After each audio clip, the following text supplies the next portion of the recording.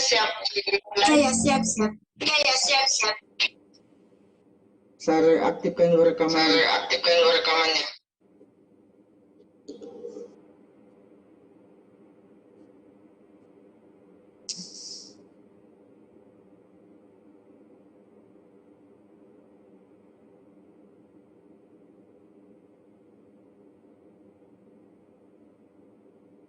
Di Webex-nya direkam ya, Bapak? Siap.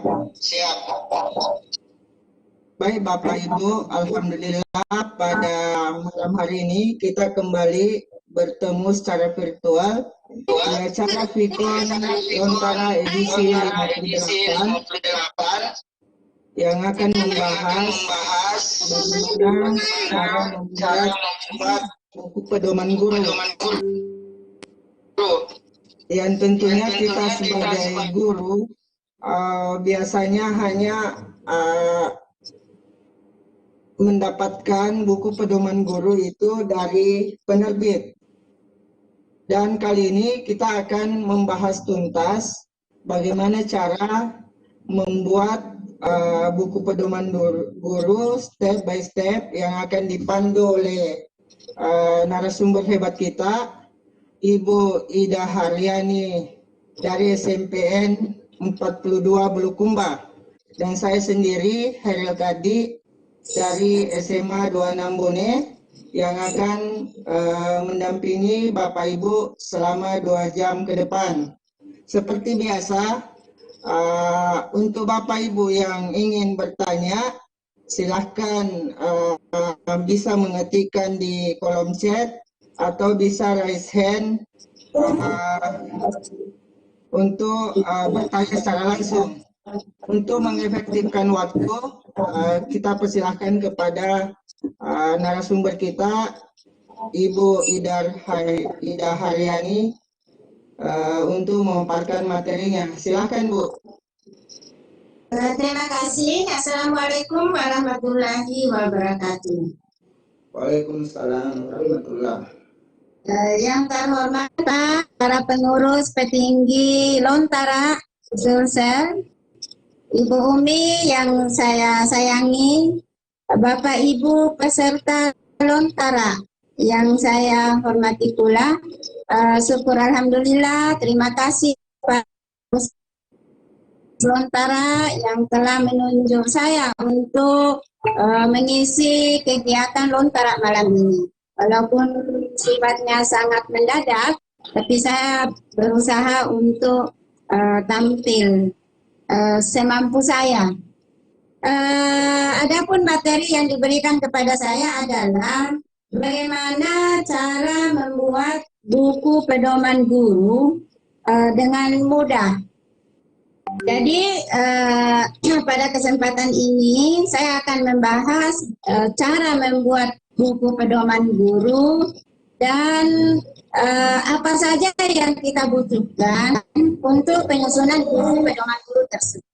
Jadi sebelumnya saya menjelaskan dulu sedikit tentang dasar untuk membuat buku pedoman guru, yaitu rencana kerja tahunan. Jadi sebelum kita menyusun buku pedoman guru, kita perlu memiliki rencana kerja tahunan. Jadi sebelumnya saya jelaskan dulu apa itu buku pedoman guru. Jadi buku pedoman guru adalah buku tulisan guru yang berisi rencana kerja tahunan yang di dalamnya berisi antara lain rencana kerja pengembangan pembelajaran bagi peserta didik dan rencana pengembangan profesi bagi guru. Ini sesuai dengan buku 4. Kemudian untuk tahap awal, seperti yang saya katakan tadi, adalah kita harus mengisi dulu rencana kerja tahunan. Nah, untuk rencana kerja tahunan, ini adalah merupakan bagian dari sasaran kerja pegawai untuk yang PNS, atau biasa kita sebut dengan SKP. Nah, pertama-tama kita isi SKP untuk formulir sasaran kerja PNS. Terdiri dari apa saja yang kita peroleh, yang kita akan peroleh selama 1 tahun itu. Misalnya apakah kita memperoleh pendidikan, melakukan pendidikan, jabatan untuk guru baru, dan lain-lain. Kemudian yang bagian 2 adalah bagaimana kegiatan pembelajaran atau pembimbingan bagi guru kita dan murid. Nah, di sini sekaligus ada nilainya. Nah, untuk bagian kedua ini nilai tentu berdasarkan pada golongan guru tersebut. Jadi semuanya kita rencanakan, mulai dari rencana pelaksanaan pembelajaran bagi guru mata pelajaran, rencana pembimbingan bagi guru BK dan guru bimbingan TIK.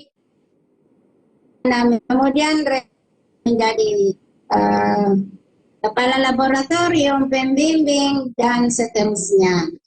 Nah, selanjutnya adalah yang bagian 3. Bagian 3 adalah pengembangan keprofesian berkelanjutan. Kalau kita merencanakan selama 1 tahun itu, yaitu Januari hingga 31 Desember tahun berjalan, akan mengikuti diklat fungsional yang lamanya 960 jam, maka kita masukkan di sini nilainya 1, dan seterusnya. Jadi apapun yang akan kita rencanakan, kita merencanakan semua di rencana kerja tahunan. Nah, demikian pula karya-karya yang akan kita buat. Jadi semuanya harus terdata. Selanjutnya yang bagian 4 adalah unsur penunjang, juga direncanakan. Nah, itu mungkin sekilas untuk penyusunan rencana kerja tahunan. Berikut kita kembali ke buku pedoman guru. Setelah kita membuat rencana kerja tahunan RKT, maka kita melangkah ke pembuatan buku pedoman guru. Buku pedoman guru terdiri dari 3 bagian. Yang pertama adalah bagian awal. Untuk bagian awal terdiri dari halaman judul, identitas guru, dan tahun kerja dari rencana kerja tersebut. Jadi misalnya untuk sekarang tahun 2021. Kemudian lembaran persetujuan dari atasan, kemudian kata pengantar, daftar isi, daftar lampiran. Selanjutnya bagian isi terdiri dari rencana pembelajaran bagi peserta didik dan rencana pengembangan profesi bagi guru. Berikutnya adalah penjelasan ringkasan target-target yang diharapkan yang dapat dicapai. Dan terakhir penutup. Kemudian bagian penunjang, ini terdiri dari lampiran yang menunjang rencana kerja tahunan. Jadi di sini bisa kita masukkan RPP, skenario, kegiatan, silabus, dan lain-lain. Jadi semua yang berkaitan dengan isi dari buku guru yang kita susun. Tidak terganggu suara saya?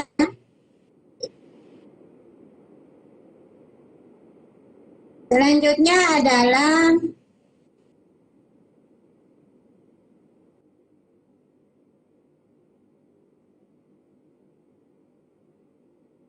ya, jadi ini adalah contoh halaman pengesahan. Berikut adalah contoh data guru, kemudian contoh surat pernyataan aslian, kemudian kata pengantar, daftar isi.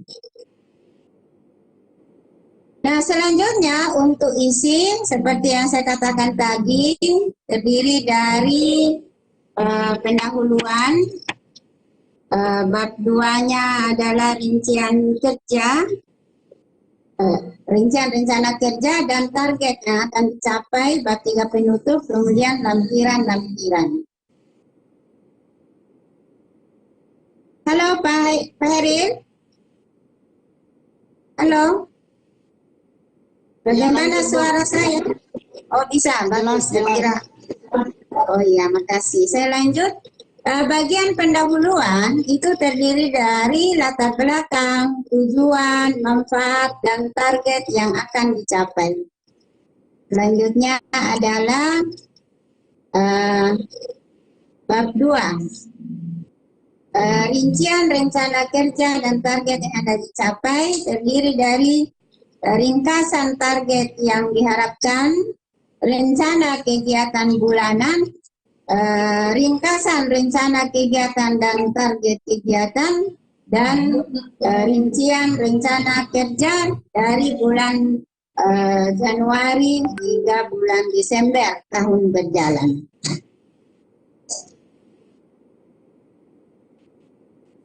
Ya, untuk ringkasan target ini contoh, ini hanya contoh saja.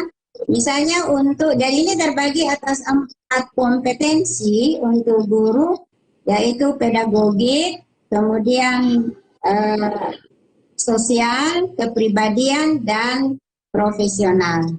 Nah, sekarang untuk kegiatan pedagogik sebagai contoh adalah antara lain merencanakan pembelajaran, melaksanakan pembelajaran, mengevaluasi dan menilai hasil pembelajaran, menganalisis hasil pembelajaran, dan melaksanakan tindak lanjut hasil pembelajaran. Ini semua berkaitan dengan peserta didik. Nah, apa target yang diharapkan dalam hal merencanakan pembelajaran? Tentu merancang pembelajaran dengan memperhatikan karakteristik peserta didik dan pengembangan potensi peserta didik. Nah, pada saat melaksanakan pembelajaran, targetnya melaksanakan kegiatan pembelajaran sesuai dengan prinsip-prinsip pembelajaran yang mendidik, serta menjalin komunikasi yang baik dengan peserta didik. Kemudian untuk mengevaluasi dan menilai hasil pembelajaran, targetnya merancang penilaian serta melaksanakan penilaian dengan berbagai teknik dan jenis penilaian, dan seterusnya. Nah, ini diperoleh dari buku 2 tentang pedoman penilaian kinerja guru, yaitu terdiri dari untuk guru mata pelajaran dan guru kelas, ada 14 item, yaitu untuk pedagogik sebanyak 7 kompetensi, untuk kepribadian 3 kompetensi, sosial 2 kompetensi, dan profesional 2 kompetensi. Sementara untuk guru BK ada 17 kompetensi yang harus dicapai. Nah, berikut rencana kegiatan bulanan. Apa yang akan kita masukkan pada rencana kegiatan bulanan? Yaitu sama seperti tadi, ini contoh rincian rencana kerja bulanan. Merencanakan pembelajaran. Target yang akan dicapai sama yang tadi, merancang pembelajaran yang memperhatikan karakteristik peserta didik. Nah, bagaimana deskripsi kegiatannya? Nah, misalnya merencanakan pembelajaran dengan tetap memperhatikan karakteristik peserta didik, pengembangan kurikulum, dan potensi peserta didik. Nah, ini dilaksanakan kapan? Nah, ini misalnya dilaksanakan pada minggu pertama Januari. Nah, ini untuk kegiatan Januari. Jadi hasil yang diharapkan misalnya ada program semester, ada RPP, ada kemudian melaksanakan pembelajaran, misalnya ada daftar hadir, ada daftar nilai, ada jurnal kemajuan belajar, dan seterusnya. Ini baru untuk 1 bulan. Selanjutnya adalah ringkasan rencana kegiatan dan target kegiatan. Contoh, misalnya untuk kegiatan pembelajaran, kita akan melaksanakan pengembangan kurikulum, merencanakan dan melaksanakan pembelajaran, mengevaluasi, menilai, dan menganalisis hasil belajar peserta didik, menganalisis dan mengembangkan model pembelajaran, menulis kegiatan pembelajaran. Target yang akan dicapai, ya tentu kalau ini peningkatan hasil belajar. Tingkat hasil ujian, meningkatkan mutu pembelajaran misalnya. Kemudian untuk kegiatan pengembangan diri, misalnya kita merencanakan mengikuti pelatihan dengan jumlah jam antara 81 sampai 180 jam minimal 1 kali. Jadwal disesuaikan. Kemudian yang lamanya antara 30 sampai 80 jam minimal misalnya 5 kali dan seterusnya. Selanjutnya adalah penutup. Penutup terdiri dari kesimpulan dan saran. Kesimpulan adalah mencakup keseluruhan target-target yang telah dicapai, yang direncanakan untuk dicapai selama 1 tahun, yaitu Januari hingga 31 Desember tahun berjalan. Kemudian saran, ya ini adalah saran kita terhadap nanti kebijakan. Demikian yang dapat saya sampaikan untuk sementara tentang pedoman buku-buku guru. Selanjutnya kita akan gali lebih dalam lagi dengan kegiatan diskusi-diskusi. Demikian Bapak Ibu yang saya hormati. Assalamualaikum warahmatullahi wabarakatuh. Waalaikumsalam warahmatullahi wabarakatuh. Itulah tadi pemaparan dari narasumber kita, Ibu Ida Haryani, yang telah memaparkan bagaimana cara membuat buku pedoman guru. Bagi Bapak Ibu yang ingin bertanya secara langsung, bisa raise hand dan bisa juga menuliskan di kolom chat untuk berinteraksi langsung dengan Ibu narasumber kita. Silakan Bapak Ibu.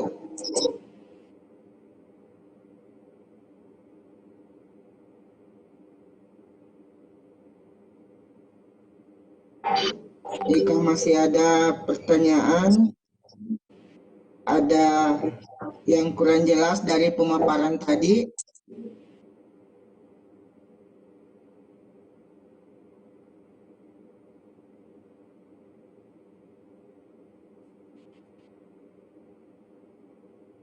untuk contoh buku pedoman guru nanti kita share di grup Bapak Ibu ya.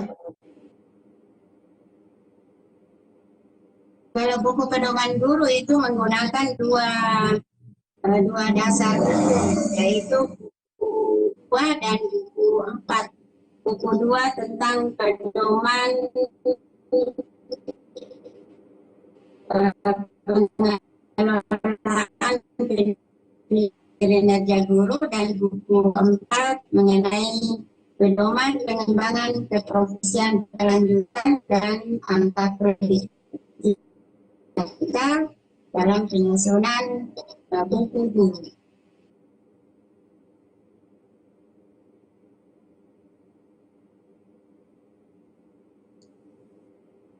Ibu Marlina, silahkan bertanya langsung. Saya sudah terima mic-nya. Ya, baik. Terima kasih, Pak. Izin bertanya, Ibu. Ya, Bu.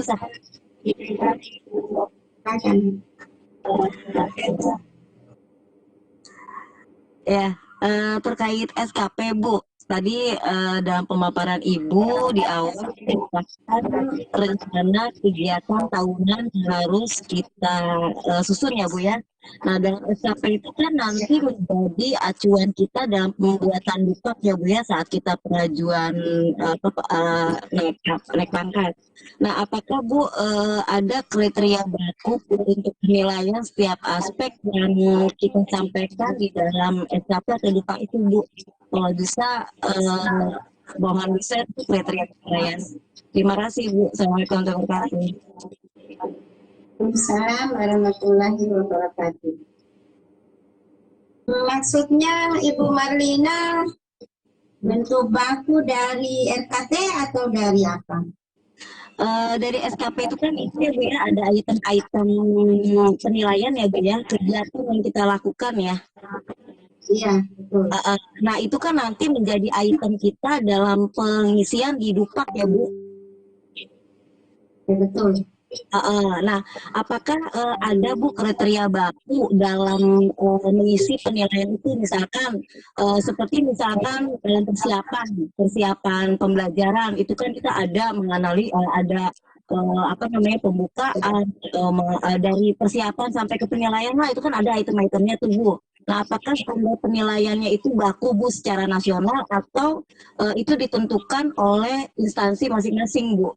Karena terus terang saya masih rada-rada abu-abu ya Bu terkait dengan ini ketika saya mau membuat Dupak yang ternyata ada korelasinya di dalam SKP itu Bu. Gitu. Ya itu aja sih Bu. Terima kasih Bu. Ya. Makasih Bu Marlina. Sebenarnya sudah ada kuantitasnya, output bagaimana kualitasnya atau mutu, kemudian waktu penyelesaian dari pekerjaan yang kita sudah targetkan tadi. Jadi sebagai contoh misalnya saya ambil merencanakan dan melaksanakan pembelajaran. Untuk merencanakan dan melaksanakan pembelajaran itu ya seperti tadi yang dikatakan misalnya RPP. Apakah RPP yang kita buat itu sudah benar? Apakah yang kita laksanakan dalam pembelajarannya sudah tepat? Apakah pada saat kita melaksanakan penilaian sudah sesuai? Jangan sampai antara tujuan pembelajaran dengan teksnya tidak sesuai. Ataukah soal-soal yang kita berikan mungkin sudah tidak sesuai dengan kondisi keadaan sekarang. Itu semua sebenarnya ada pada saat, kriterianya ada pada saat kita melakukan dinilai oleh atasan pada saat PKG, penilaian kinerja guru. Jadi pada saat penyusunan rencana kerja tahunan, itu sudah tidak diperhatikan lagi karena semuanya sudah final di PKG. Jadi nanti atasan hanya melihat bagaimana kualitasnya saja, mutunya, apakah dalam bentuk persen, apakah 100% ataukah apakah baik ataukah amat baik. Jadi seperti itu saja. Jadi sebenarnya ada juga biar bagaimana tetap ada subjektivitasnya, ada atasan yang tidak mau repot. Nah, kasih saja tinggi-tinggi. Ada juga atasan yang teliti sekali, tetap dilihat item demi item.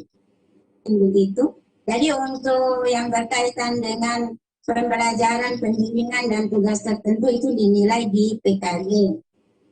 Sementara yang lainnya seperti pengembangan keprofesian berkelanjutan, nah ini yang tergantung laporannya. Jadi misalnya kita mengikuti kegiatan pelatihan. Kegiatan pelatihan saya 30 sampai 80 jam. Tentu di sini kita harus melampirkan surat tugas, laporan, deskripsi hasil pelatihan dan sertifikat. Nah, nanti atasan akan melihat dari dokumen-dokumen yang kita lampirkan, apakah dokumen tersebut sesuai dengan kriteria yang telah ditentukan secara global, secara umum di buku pedoman, ataukah tidak. Itu juga kadang sifatnya seperti yang saya katakan tadi, terkadang subjektif, tergantung perasaan juga, karena susah juga untuk tegas di dalam ini, karena terkadang ada saat tertentu moodnya bagus, hasilnya bagus, kadang ada juga saat tapi ada juga yang artinya punya pedoman, memegang pedoman. Kemudian untuk yang seperti karya tulis dan lain-lainnya, kadang mungkin atasan lebih tahu anggota, seperti ini Bu Lina ini ya mungkin hebat. Kemudian buku pedoman guru. Ini ada bagian juga dari penyusunan buku pedoman guru dalam SKP itu nilainya adalah sebesar 1,5.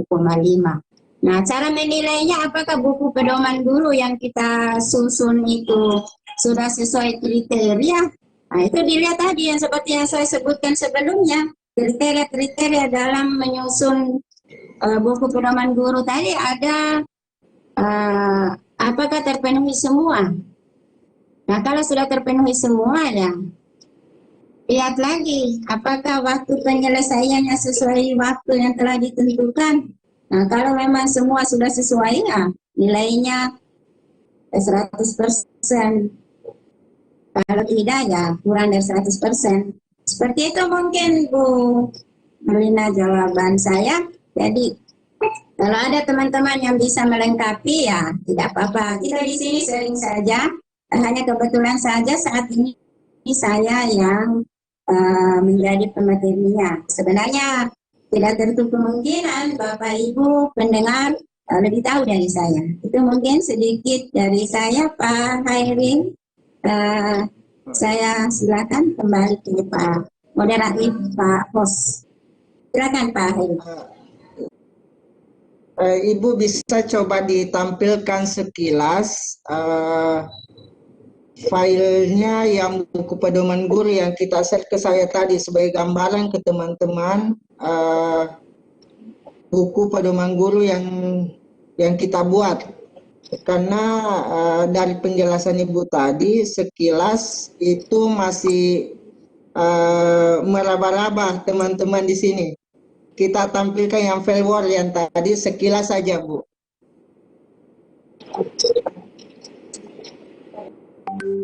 Iya.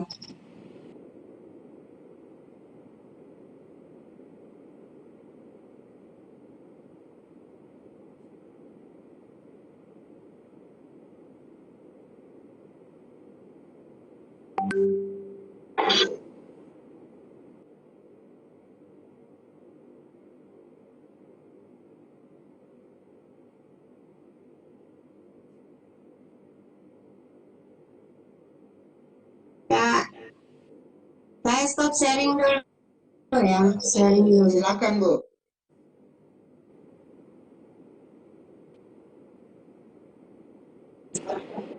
Ya, sip.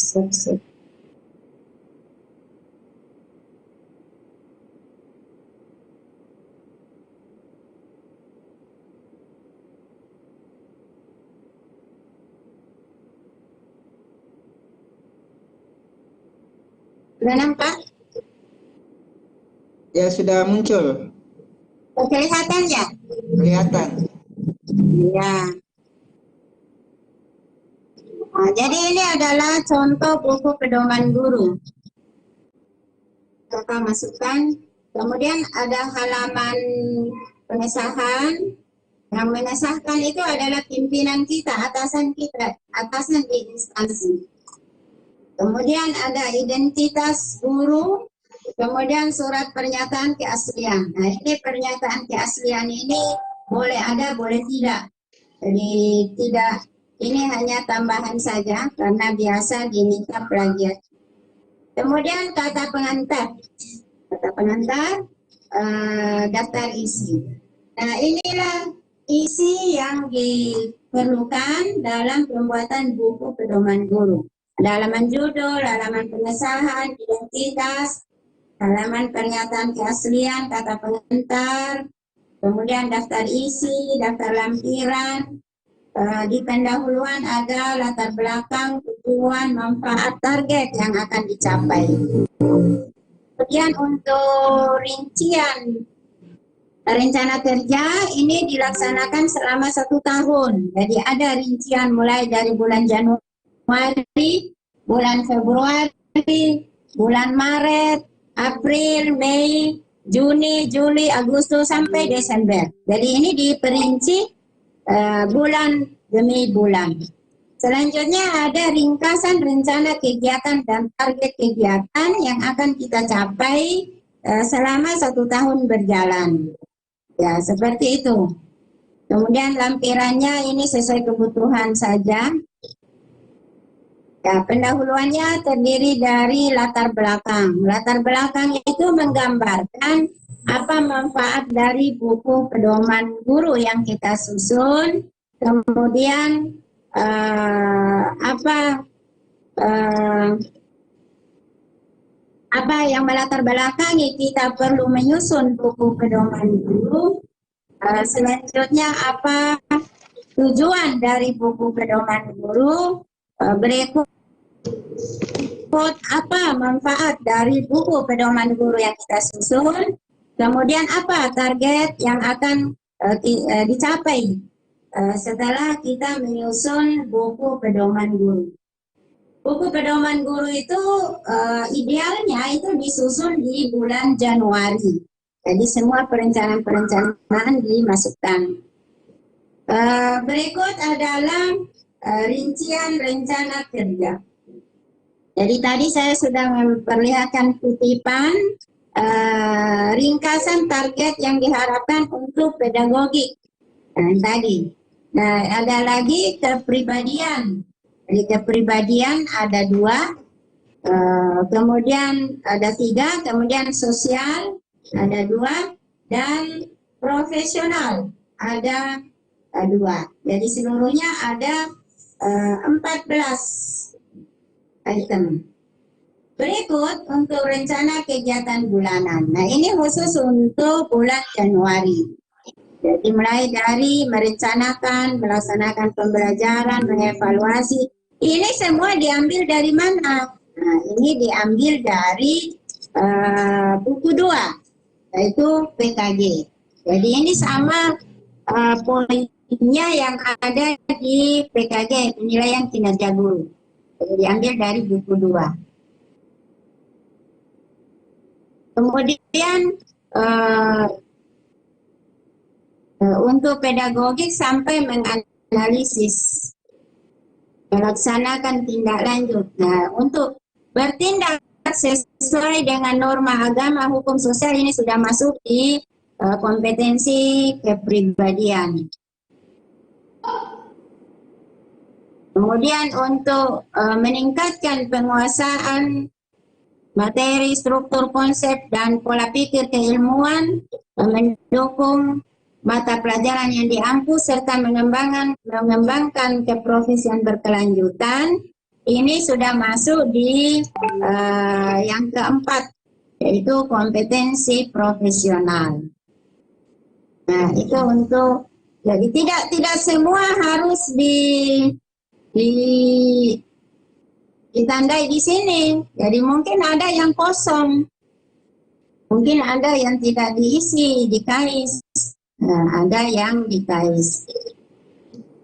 Seperti ini banyak, bertindak sesuai dengan norma agama. Ini adalah kegiatan yang kita lakukan sehari-hari. Jadi seluruhnya diisi. Sementara yang ini, yang di atas, menganalisis hasil pembelajarannya. Mungkin tidak setiap minggu. Nah, mungkin di pertemuan terakhir di bulan itu. Mungkin setiap sekali 9. Jadi sesuai kondisi real yang kita lakukan di lapangan.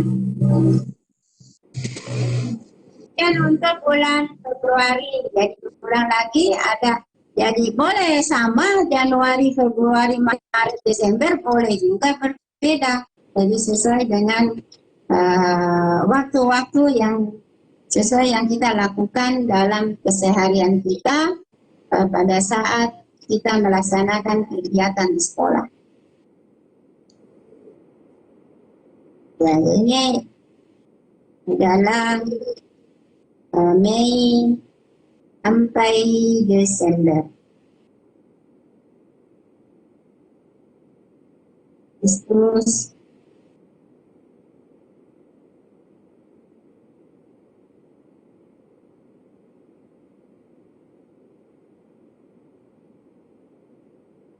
saya ambil contoh untuk Desember.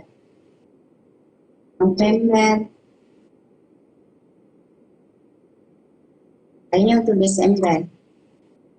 Merencanakan pembelajaran, di sini sudah tidak ada merencanakan pembelajaran, karena merencanakan pembelajaran itu kita laksanakan di awal, di bulan Januari dan di bulan Juni atau Juli. Kemudian melaksanakan pembelajaran, mungkin di Desember sudah tidak ada PBM, karena kita sudah melaksanakan evaluasi penilaian akhir semester. Nah, di sini ada mengevaluasi dan menilai hasil pembelajaran.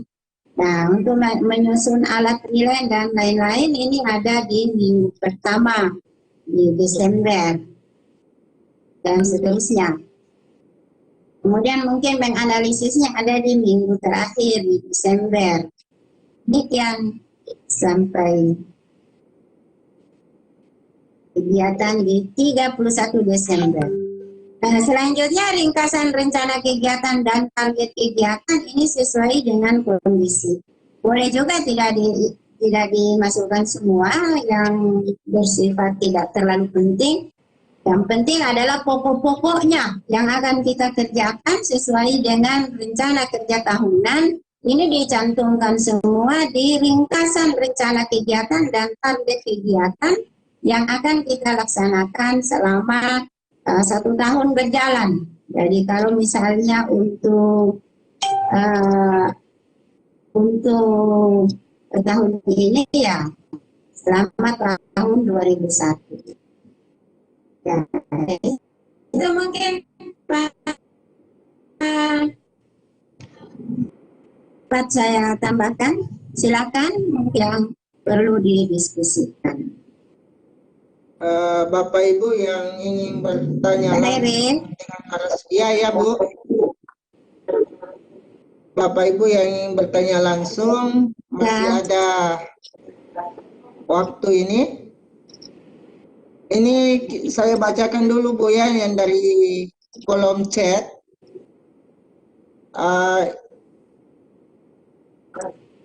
Ini apakah buku pedoman guru itu bisa disusun Bu di awal Juli, awal semester atau harus awal tahun? Ini saya jawab langsung Pak ya. Iya ya. Di awal tahun kalau buku guru. Harus di Januari, di awal tahun, karena dia mengikuti SKP. Dan buku pedoman guru juga harus Januari Desember.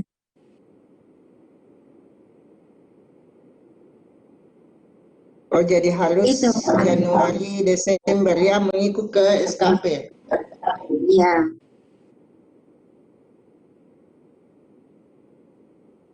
Kemudian ada ini juga Bu dari kolom chat, apakah dari buku pedoman guru dicantumkan juga nilai ijazah S1 dan S2-nya?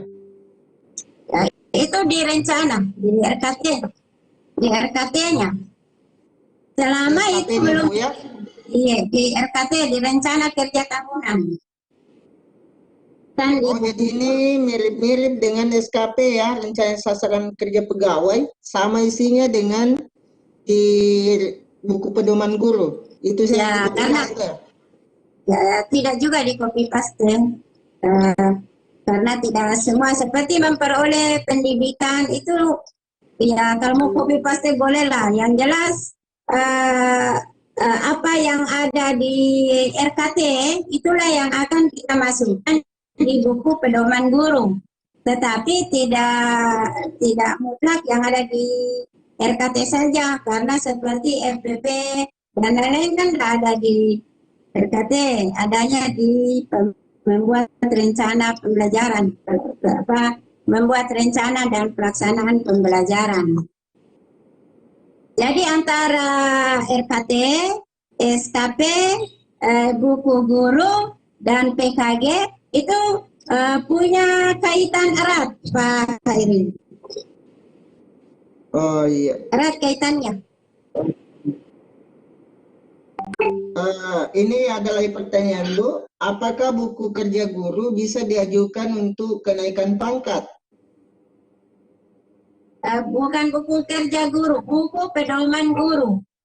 Iya, bisa. Buku pedoman guru itu nilainya adalah 1,5. Mungkin saya bisa kasih lihat layar saya dulu. Nilainya 1,5 untuk kenaikan pangkat. Berarti lebih tinggi nilai, oh ya 1,5 ya. Kalau PTK kan 4. Ya, PTK 4. Ini bisa dibuat per semester, berarti kita dapat nilai 3. Oh tidak Pak, satu periode kenaikan pangkat hanya ada satu buku pedoman guru yang dinilai. Jadi misalnya kita naik pangkat 4 tahun. Nah, buku pedoman gurunya bukan 4, tapi 1 saja. Tidak boleh dibuat. Apalagi bikin 2, tidak boleh. Buku pedoman guru harus komplit Januari Desember. Tidak boleh 1 semester. Seperti itu Pak Heri. Halo Pak Heri. Iya. Ini ada lagi pertanyaan di kolom chat dari Pak Sarwan. Apakah dalam tabel perencanaan kerja tahunan itu yang diurai per bulan juga dimasukkan rencana pengembangan diri yang dilakukan dan kegiatan-kegiatan eskul? Ya, semua dimasukkan. Ya, seperti tadi yang apakah kelihatan layar saya ini, layar yang pertama tadi? Kelihatan Bu. Yang ada tulisan targetnya.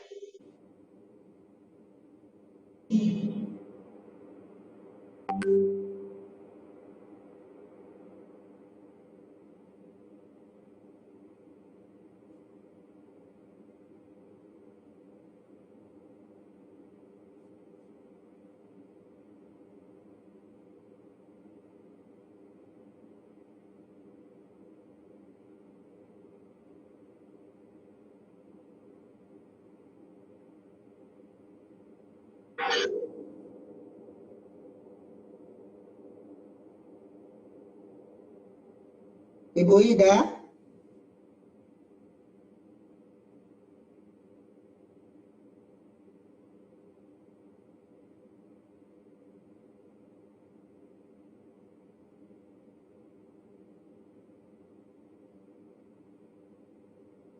Ibu Ida? Suaranya hilang.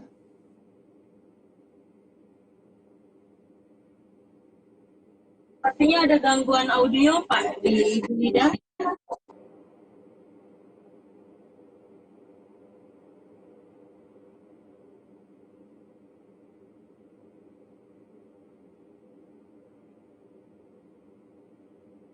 Ini juga. Ini ada pertanyaan di kolom chat. Sepertinya sudah terjawab tadi sama Ibu Ida.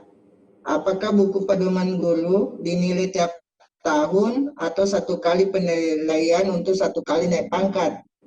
Jawabannya tadi Bu Ida, 1 kali saja dinilai untuk naik pangkat. Apakah buku guru ini di AK bernilai 4 atau setara dengan PTK? Jawabannya tadi nilainya 1,5. Sepertinya Ibu Ida masih gangguan audio. Jadi Bapak Ibu yang ingin bertanya silahkan tulis di kolom chat sambil menunggu audio narasumber kita.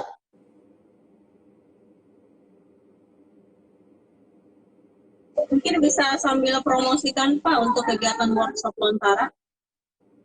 Silakan Ibu Ika. Ya, selamat datang Bapak dan Ibu di edisi Lontara ke-58 sambil menunggu narasumber. Sekedar informasi Bapak dan Ibu, kami dari pihak Lontara Learning Online Nusantara akan mengadakan pelatihan workshop yang bersertifikat 32 jam pembelajaran. Untuk mendaftar silahkan ada di room chat ya Bapak Ibu ya. Untuk link pendaftaran silahkan di akses link pendaftarannya. Kemudian untuk pelatihannya sendiri akan dimulai dari tanggal 8 sampai tanggal 12 Maret 2021. Nah, kegiatan ini, workshop Lontara ini akan dilaksanakan selama 5 hari dan beri sertifikat 32 jam pembelajaran. Untuk donasinya sendiri, Bapak dan Ibu cukup menyumbang saja sebesar Rp50.000 akan mendapatkan fasilitas workshop Lontara edisi kedua. Mungkin sudah ada Ibu Ida? Terima kasih Pak Haril.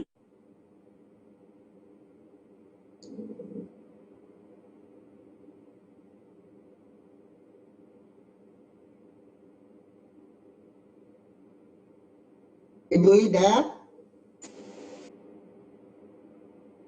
Saya tinggal audionya Bu Ida ini.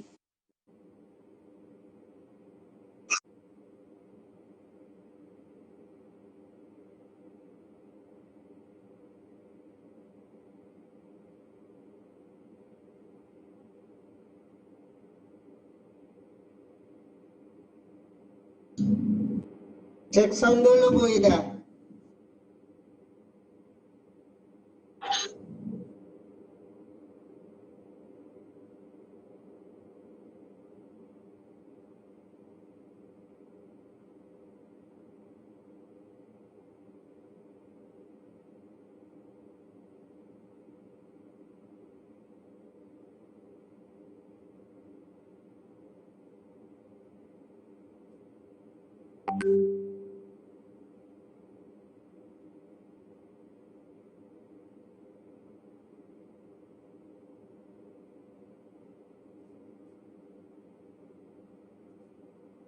Audionya Bu Ida kayaknya belum terkoneksi ya.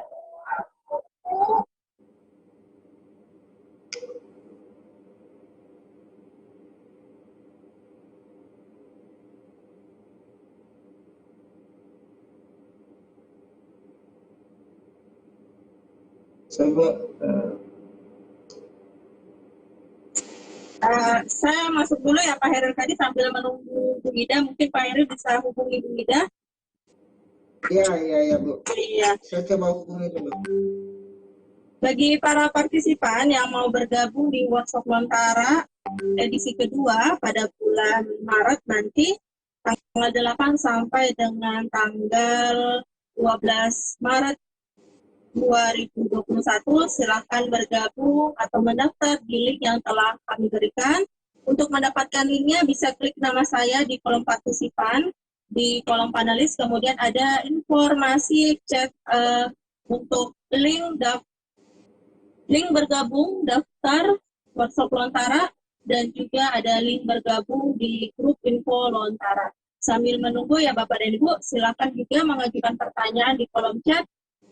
Kemudian untuk workshopnya ini sendiri sebesar Rp50.000, Bapak dan Ibu akan mendapatkan fasilitas materi tentunya, dan juga e-sertifikat sebesar 32 jam pembelajaran. Ibu Ida, kalau misalnya sudah koneksi audionya bisa tes audio ya Bu ya.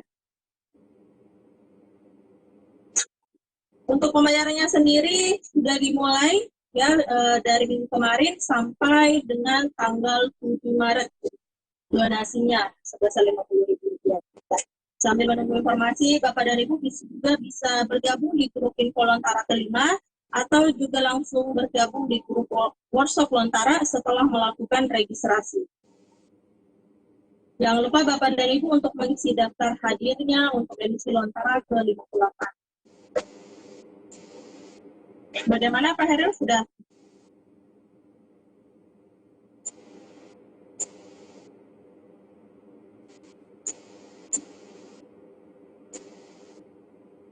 Faktor sinyal kali ya.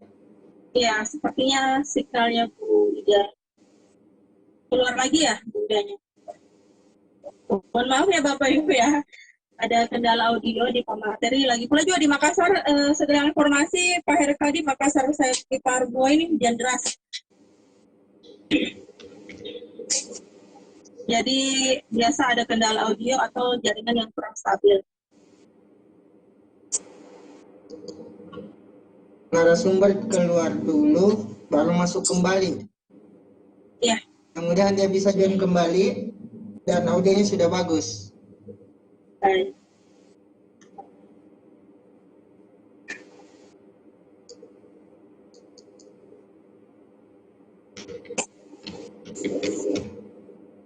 Untuk workshop sendiri, workshop Lontara kedua itu materinya tentang sedikit berbeda ya Bapak dan Ibu, tentang pemanfaatan akun sejuta umat. Nah, seperti apa akun sejuta umat ini nanti kami dari tim Lontara akan mengupas tuntas tentang akun sejuta umat itu dan pemanfaatannya dalam kegiatan pembelajaran. Ya, Ibu Ida. Oke, Ibu Ida sudah join. Silakan lanjut. Ibu Ida, tes sound dulu.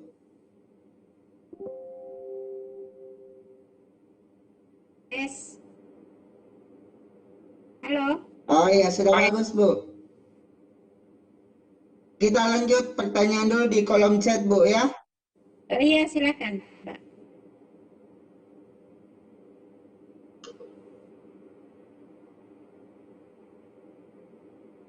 Silakan. Ini ada pertanyaan, Bu, dari Pak Amrullah. Apakah buku pedoman guru hanya untuk guru? Bagaimana dengan guru yang diberi tugas tambahan sebagai kepala sekolah? Apakah bisa menyusun buku pedoman guru juga?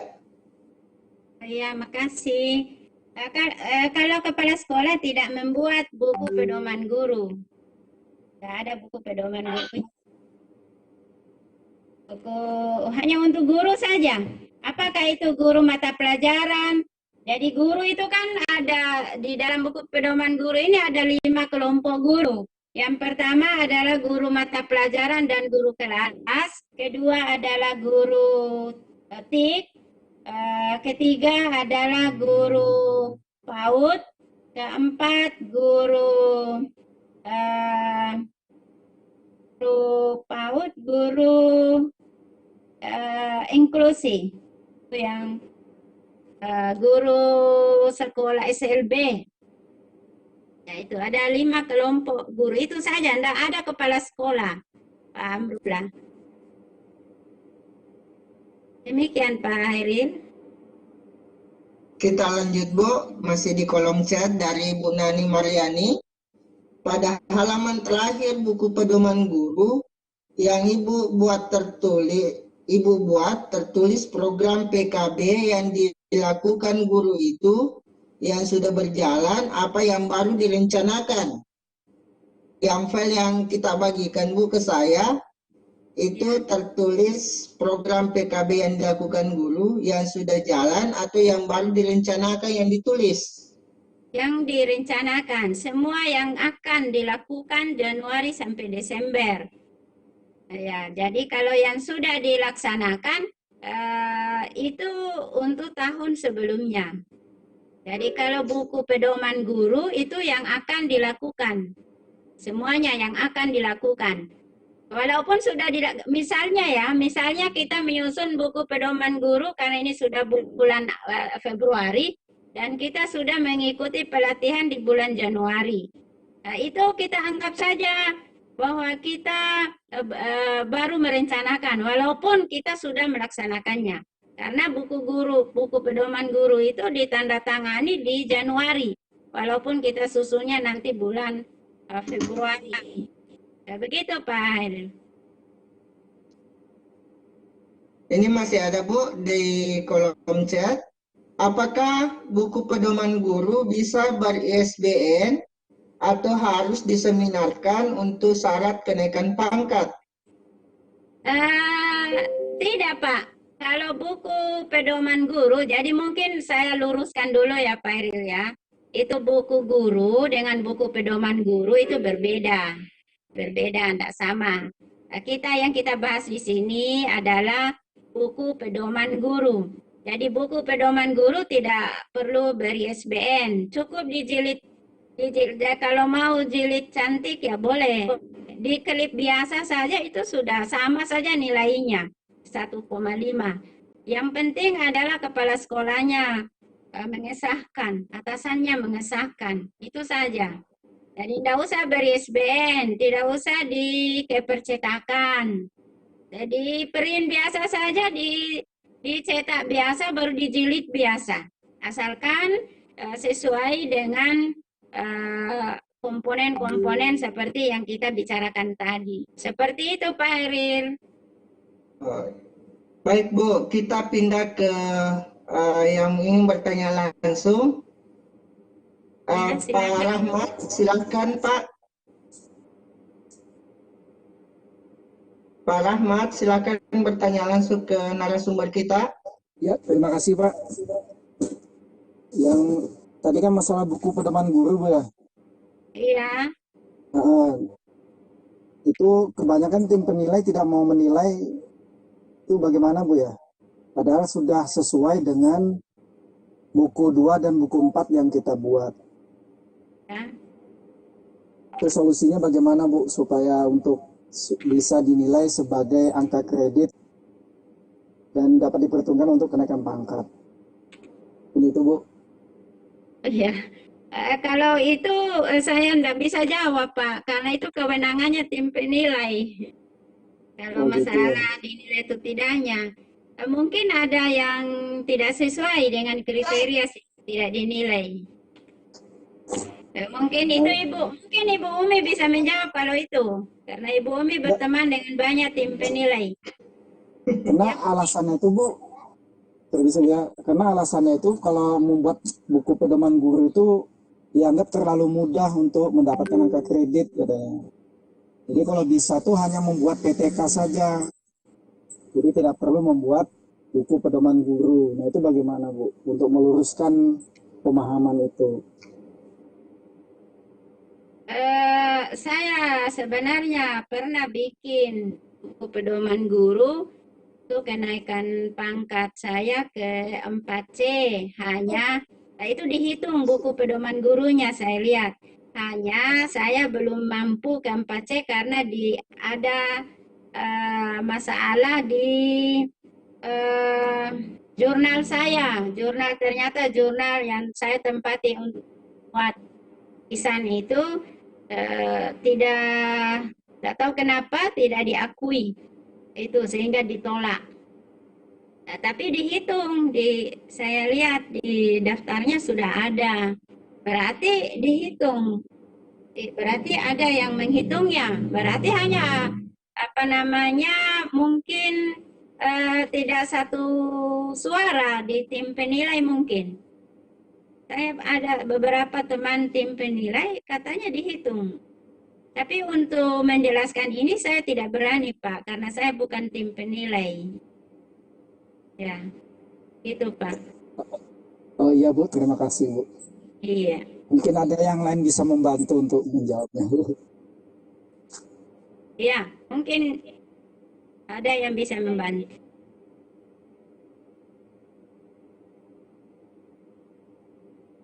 Kita pindah ke Ibu Haryatiningsih. Ibu Haryatiningsih, silahkan bertanya Bu. Terima kasih atas waktunya Bapak. Suara saya terdengar? Jelas Bu. Oh iya. Saya itu baru aja mengurus kenaikan pangkat dan insya Allah bulan April 2021 itu terbit SK-nya gitu Pak, dari 3D ke 4A.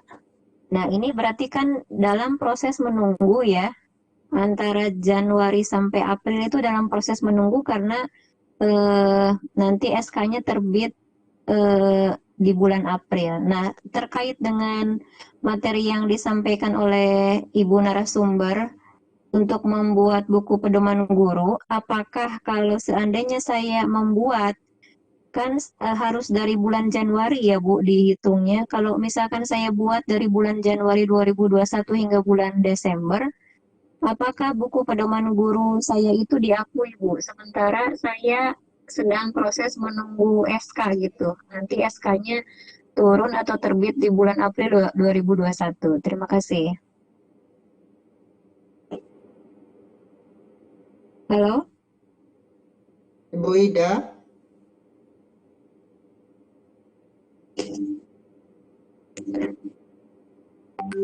Sepertinya lost koneksi lagi Ibu Idanya. Iya, jaringan kayak gini Bu ya. Barangkali.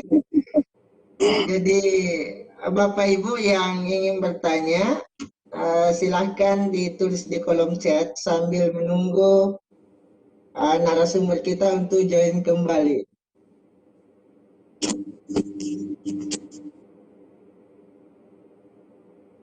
Izin Pak Hairil. Bapak, mungkin pertanyaan saya harus disampaikan ulang nanti pada saat Ibu narasumber sudah hadir kembali, Pak. Iya Bu, siap. Oh iya, iya siap. Terima kasih.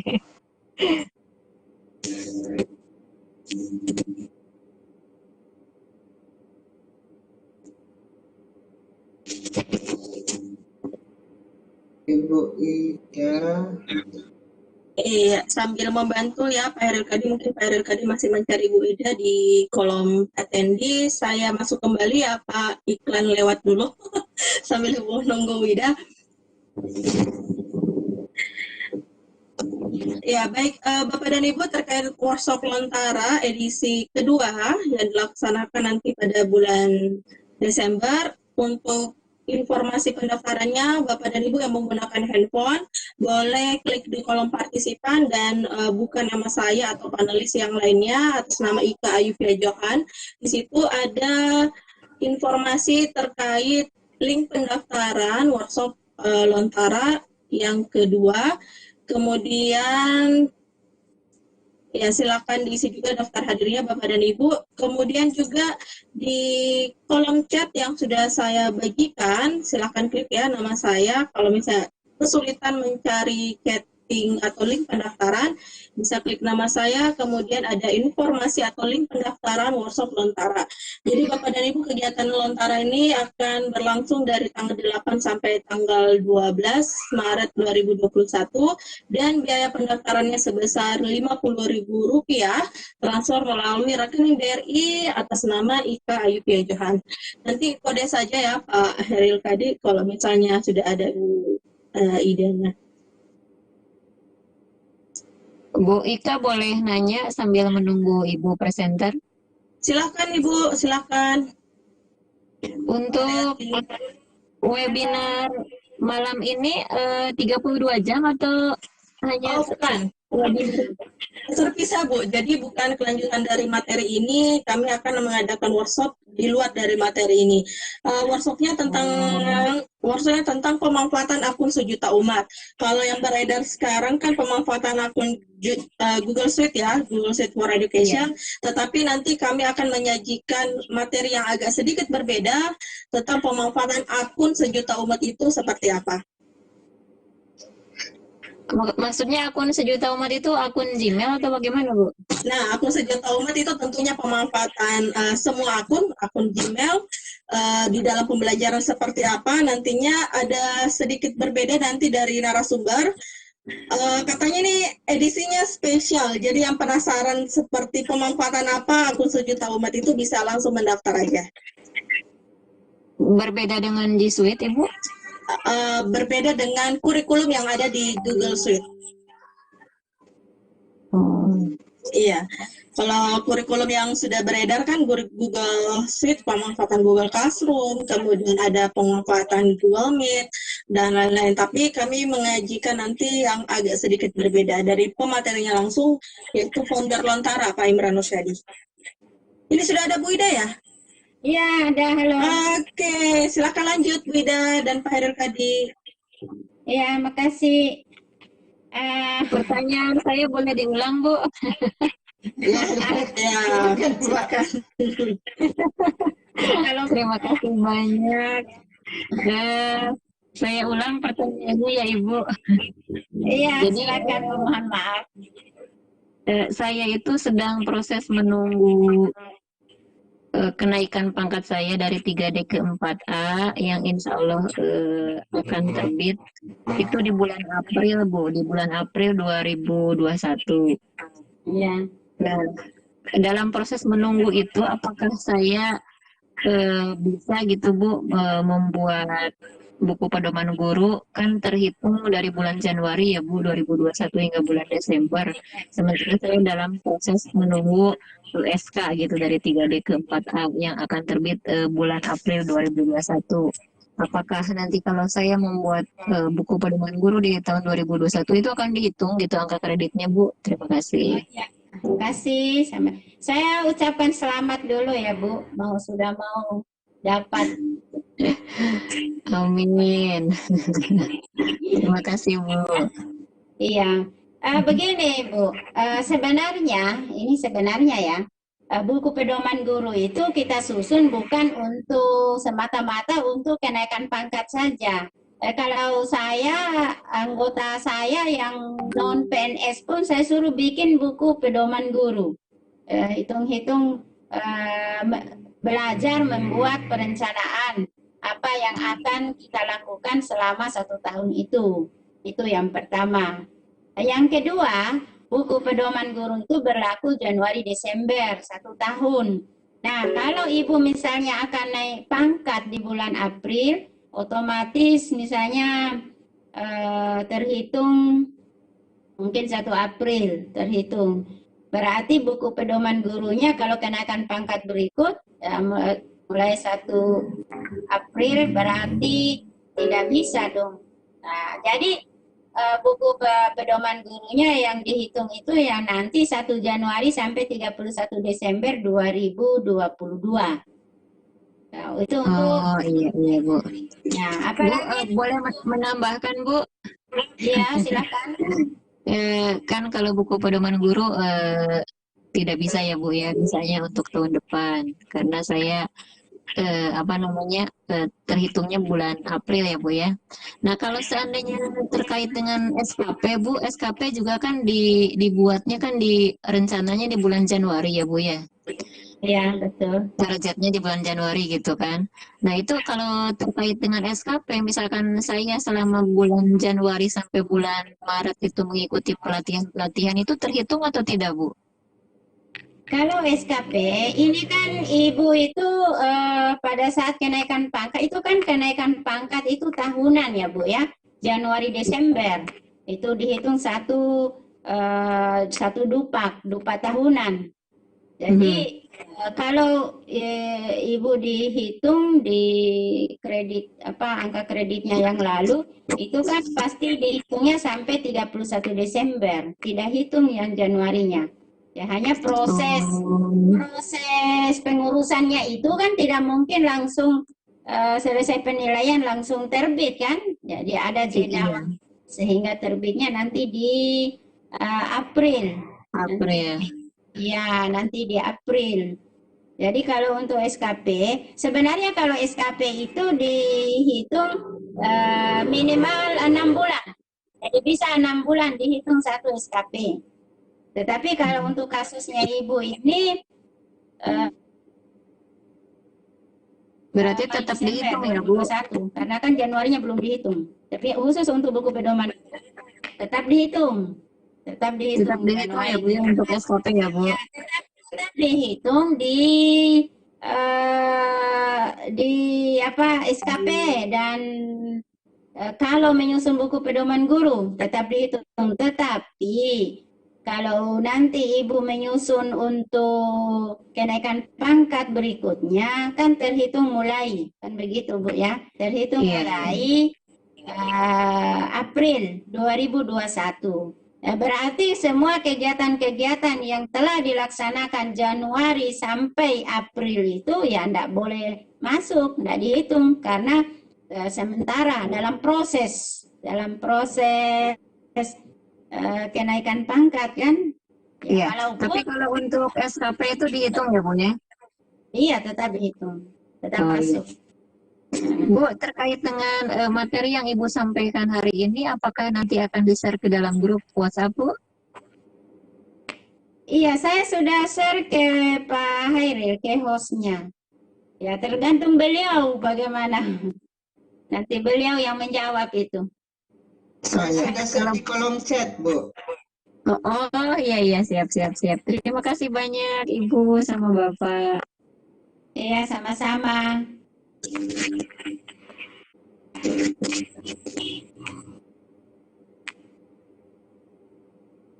Sampai jam berapa Pak Hairil?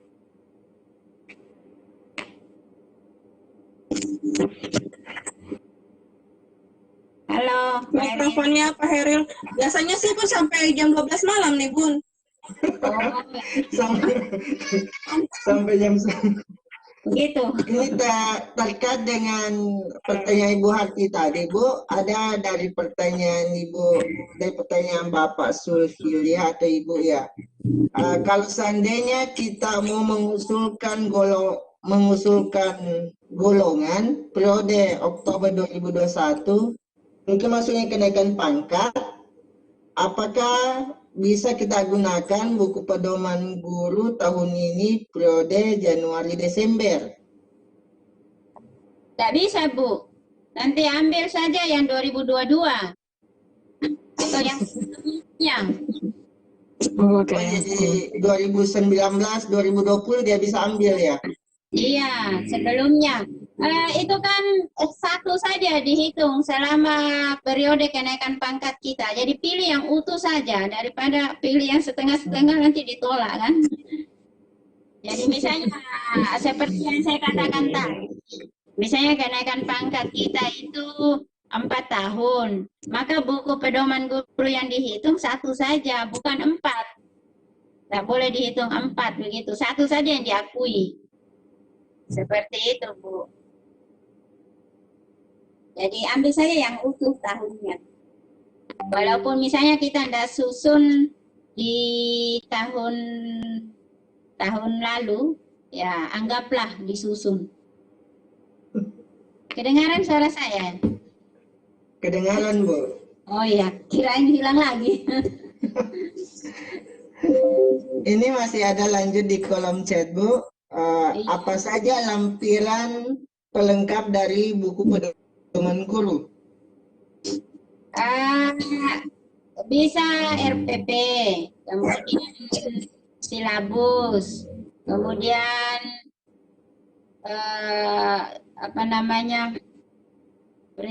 perencanaan yang kita lakukan. Kalau RPP-nya itu semuanya atau cukup sampel saja, Bu, yang disimpan di lampiran? Tergantung penilainya. Kadang ada penilai menerima sampel saja, tapi kadang ada penilai yang tidak mau, harus utuh. Saya sendiri memilih yang utuh.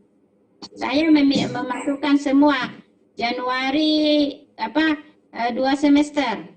Jadi semua RPP 2 semester. Kemudian semua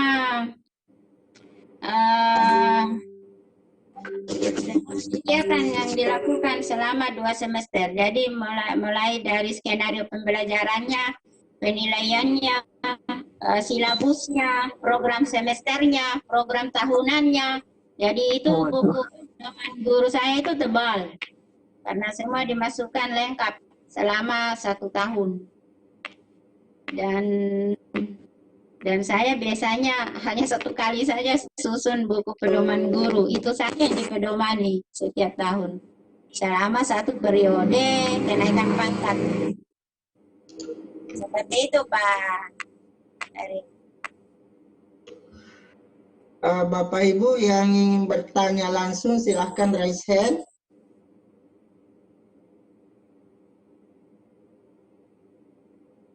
Kita masih ada pertanyaan di kolom chat ini dari Bu Windarti terkait penjelasan tadi SKP bisa dihitung 6 bulan. Bagaimana perhitungan angka kreditnya?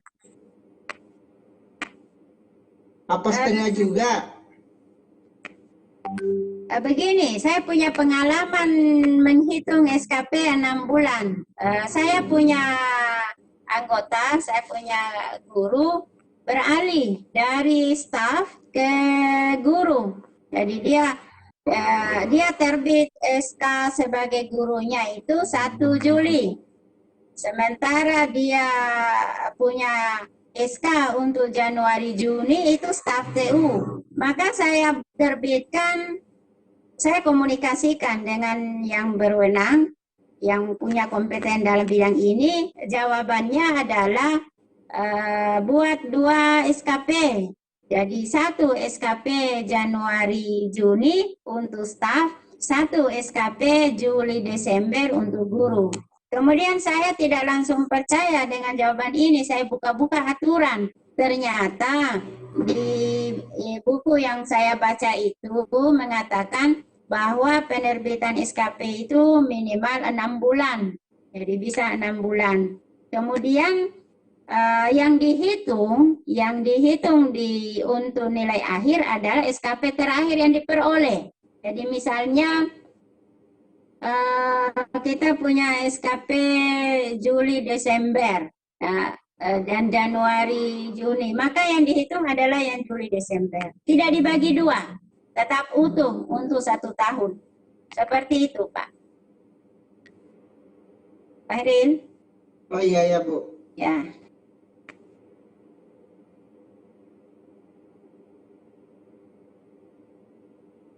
Ini masih pertanyaan di kolom chat dari Pak Muhaimin.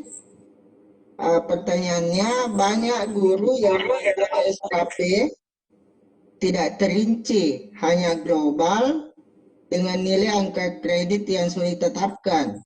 Bagaimana kalau dibuat terinci dan nilainya bagaimana?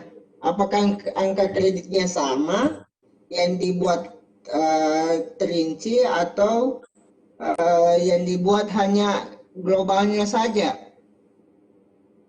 Maksudnya apa yang terinci? Maksudnya mungkin seperti ini Bu, misalnya mengikuti pelatihan lamanya 30 sampai 81 jam. Kemudian mungkin ada juga yang membuat mengikuti workshop ini 32 jam. Mungkin seperti itu. Ya, Ada yang mengambil kata di buku 2, ada yang mengambil uraian sesuai dengan kegiatan yang diikuti. Mungkin begitu maksudnya. Kalau perinci, saya kurang jelas di sini. Saya menurut versi saya saja ya. Begini, misalnya mengikuti pelatihan 30 antara 30 sampai 80 jam. Ini kan nilainya 1. Nah, ini kita kan pimpinan kan yang mau menilai nanti untuk SKP ya. Saya bahas SKP ini, bukan kenaikan pangkat. Jadi yang mau menilai ini kan pimpinan. Nah, pimpinan tidak tahu apakah kita mengikuti dengan baik, apakah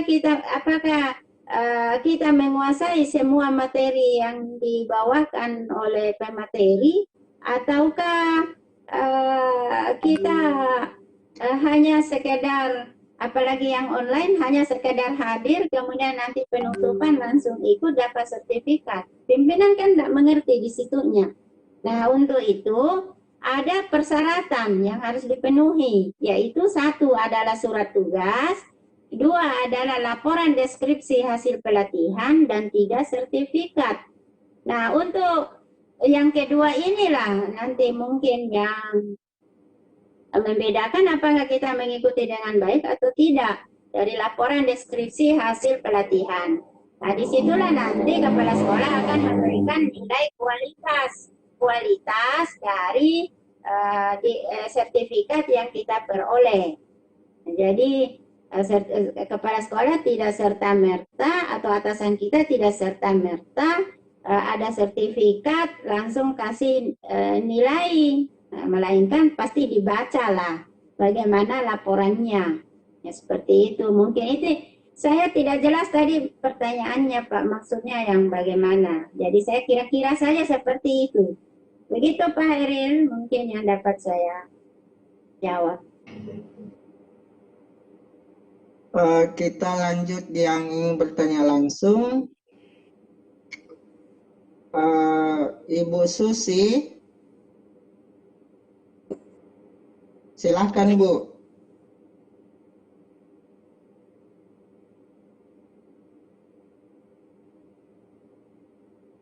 Ibu Susi.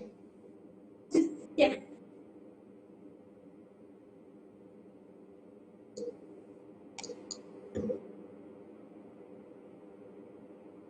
Ibu Eti mungkin mau bertanya langsung, Ibu Eti Herawati.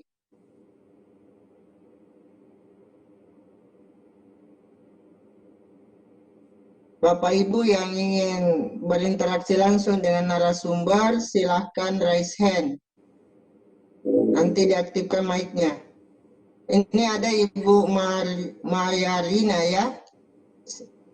Iya Pak. Assalamualaikum warahmatullahi wabarakatuh. Ibu, hari ini saya mendengar kata Ibu bahwasannya buku pedoman guru itu disajikan hanya 1 kali tiap 1 periode kenaikan pangkat, ya kan Bu? Iya. Saya Bu terakhir menerima SK saya 2018 April, bulan April. Jadi kemungkinan kalau saya mengusulkan misalnya ya kan Bu 4 tahun 2022 ya kan Bu misalnya. Jadi itu saya hanya menyusun 1 kali 1 buah buku pedoman guru. Dan itu yang mau saya buat itu yang di tahun berapa Bu? Karena kan saya dengar tadi kata Ibu, buku ini disusun setiap tahun. Sementara tim penilai hanya mengambil 1 tahun aja. Tahun yang mananya lah Bu kira-kira? Yang mana saja Bu? Selama periode itu bisa tahun ini 2021 naiknya nanti usulnya nanti 2022 ya? Iya misalnya. Ya, berarti tahun inilah kan tahun lalu sudah lewat. Jadi tahun inilah susun. Berarti tahun yang berarti tahun yang masih dijalani atau bakal menuju untuk ini pengusulan naik golongan itu gitu ya Bu? Untuk tahun ini, apapun yang akan kita lakukan untuk tahun ini, jadi sesuai dengan formulir SKP. Jadi disesuaikan. Kalau di formulir SKP kita merencanakan mengikuti pelatihan diklat fungsional lamanya antara 30 sampai 80 jam, maka itu juga yang kita masukkan nanti di buku pedoman guru yang kita rencanakan. Tapi kalau kita merencanakan akan menulis buku 2 misalnya, nah kita masukkan juga di buku pedoman guru akan menulis buku 2 buah. Gitu. Saya kurang paham loh Bu.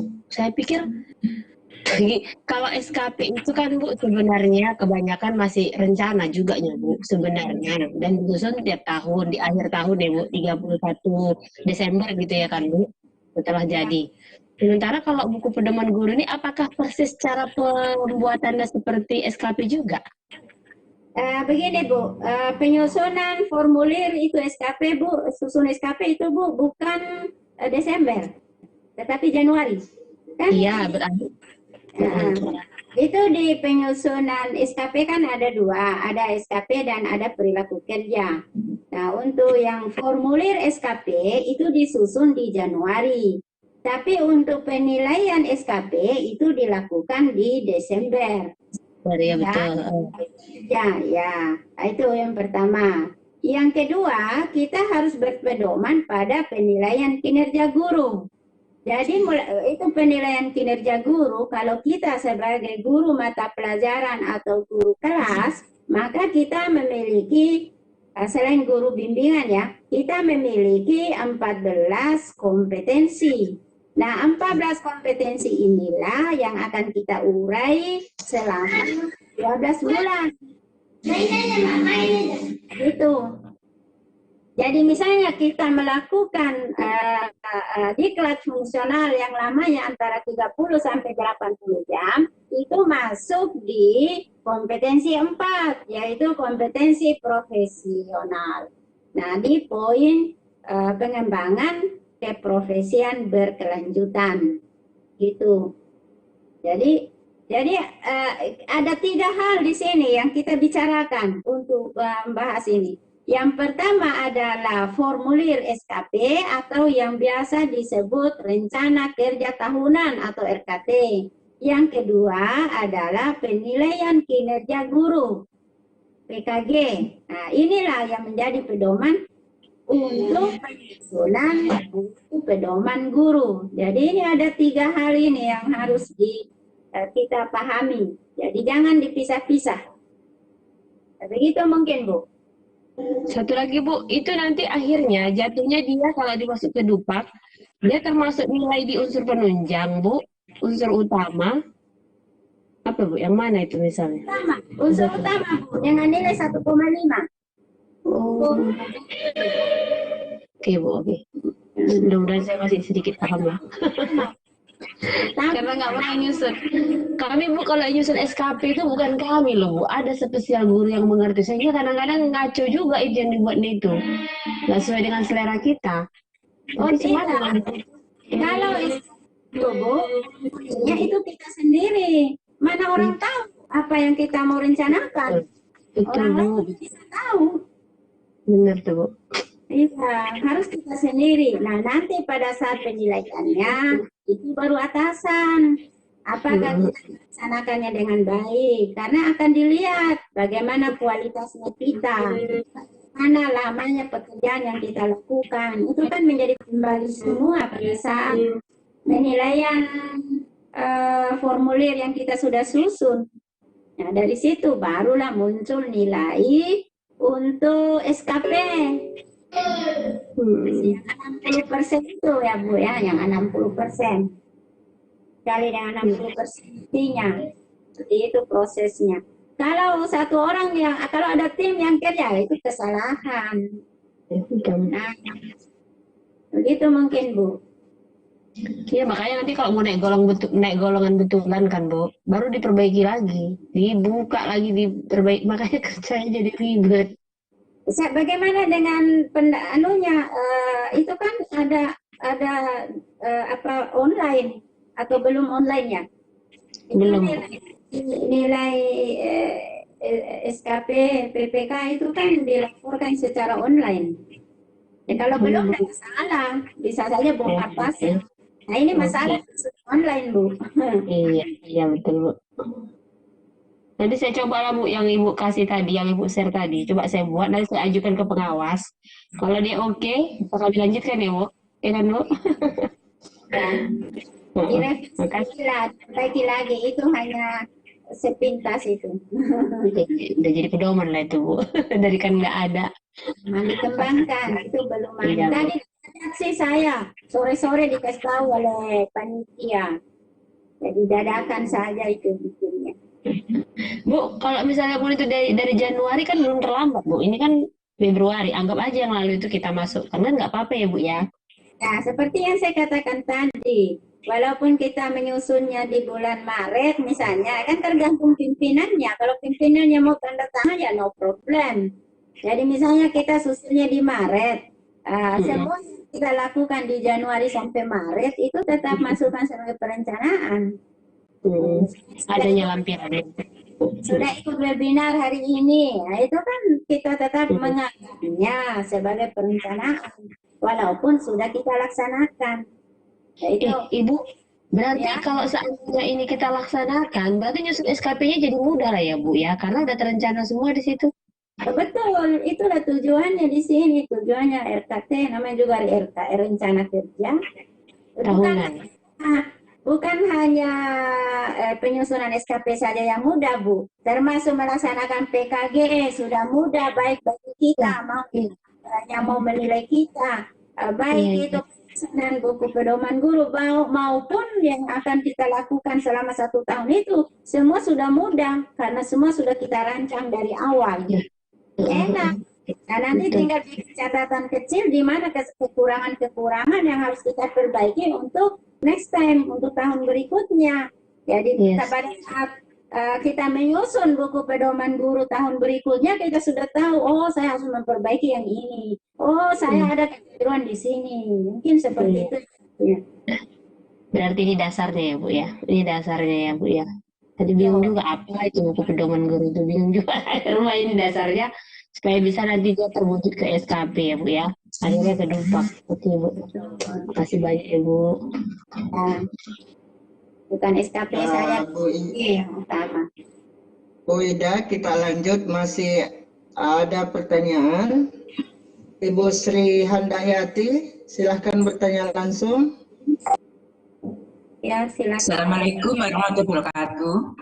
Waalaikumsalam warahmatullahi wabarakatuh, Bu Sri. Kenalkan Ibu, saya Bu Sri Handayati dari SMP 1 Pandaan, Pasuruan, Jawa Timur. Ya, salam kenal. Iya, iya. Sangat menarik tadi penjelasannya. Ini Bu terkait dengan ini saya masih begitu penjelasan tadi buku guru dengan buku pedoman guru sama apa enggak Bu ya? Beda lah, Bu. Beda. Berarti kalau kemarin itu saya ikut pelajaran tuh buku guru, berarti yang isinya seperti RPP, silabus dan sebagainya itu. Kalau buku pedoman guru ini Bu, enggak ya? Kalau buku guru itu ada empat buku kan, ada buku 1, buku 2, buku 3, buku 4. Nah, termasuk di dalamnya termasuk sampai ke ikrar guru dan lain-lain kan, itu kan buku guru. Nah, kalau buku pedoman guru adalah semacam sama dengan rencana yang akan kita lakukan selama 1 tahun itu.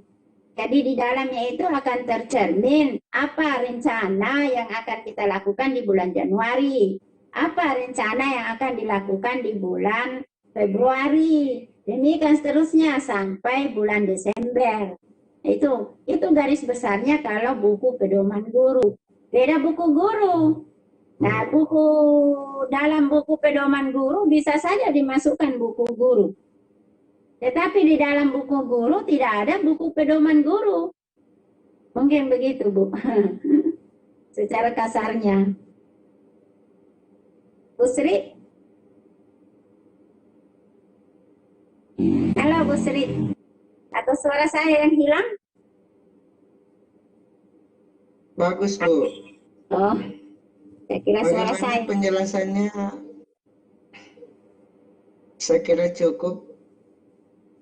Ibu Handayati, Halo, iya. bagaimana Bu? Sudah cukup penjelasannya? Iya, masih belum selesai tadi penjelasannya tadi. Sudah, Bu. Sudah. Ya Ibu ya.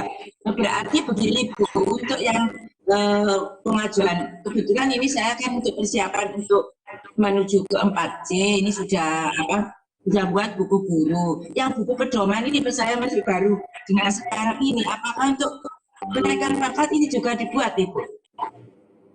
Iya, justru buku pedoman guru itu nilainya 1. Kalau buku guru tidak ada nilainya di kenaikan pangkat. Wah, kan kemarin saya ikut pelatihan katanya buku guru wajib dibuat 1 kali, terserah tahun berapa, gitu. Yang buku pedoman ini yang saya baru tahu. Kalau buku guru itu adalah kewajiban kita sebagai guru. Kewajiban kita sebagai guru itu harus, tetapi tidak dinilai dalam kenaikan pangkat. Tetapi itu kewenangannya kepala sekolah, karena jelas kalau kita tidak menyusun buku guru, ya saat PKG tentu kita dapat masalah. Begitu kan Bu Sri? Iya. Pedoman guru, kalau kita tidak susun ya tidak masalah. Kepala sekolah tidak bisa menghukum kita dengan mempermasalahkannya di PKG.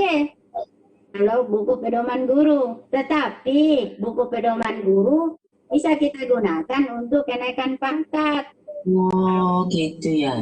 Ya alhamdulillah. Berarti ini nanti saya buat ini. Soalnya ini saya pengajuan ini mulai bulan Februari akhir ini saya ngajukan. Ini berarti langsung saya buat ini Bu ya. Iya silakan Bu. Iya.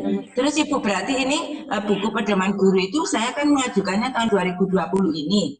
Berarti yang saya gunakan mulai 19. Iya. Kalau 2020-an. Sudah iya, saya mengusulkannya Desember 2020. Oh, ambil yang Januari Desember 2020.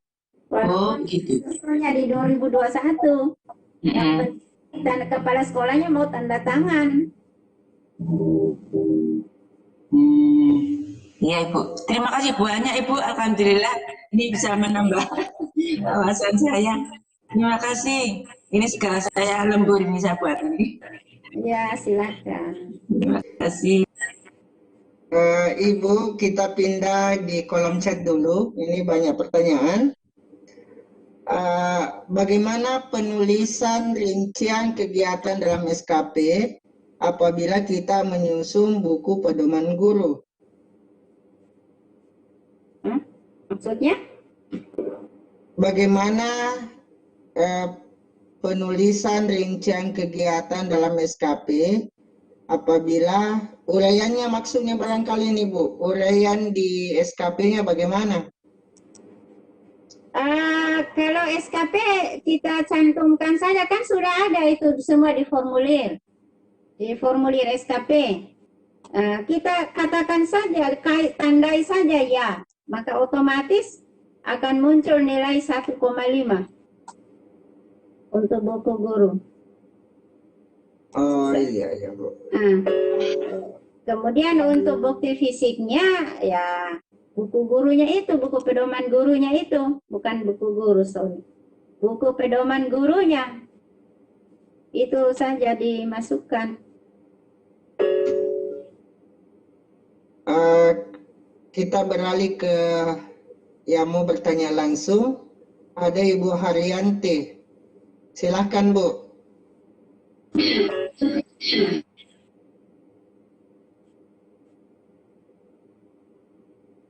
Ya, Bu Ibu Haryanti.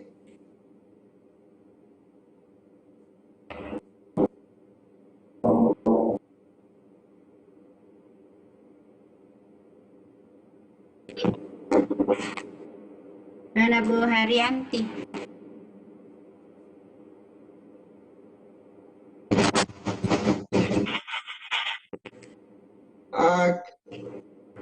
Kita beralih kembali ke kolom chat karena Ibu Haryanti kayaknya masih.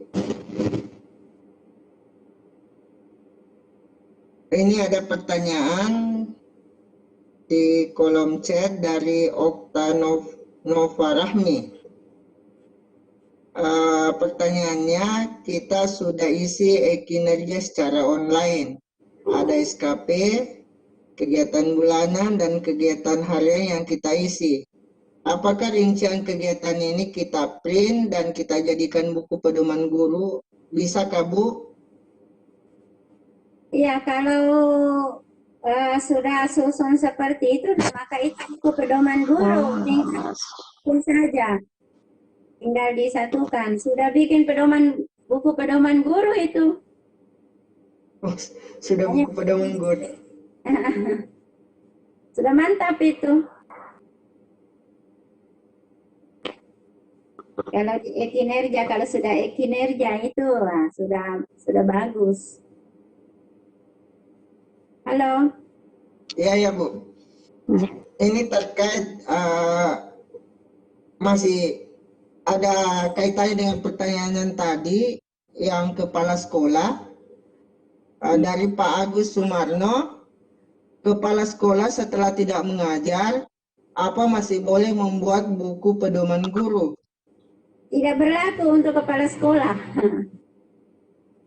Tidak ada, bukan untuk kepala sekolah, tapi untuk guru.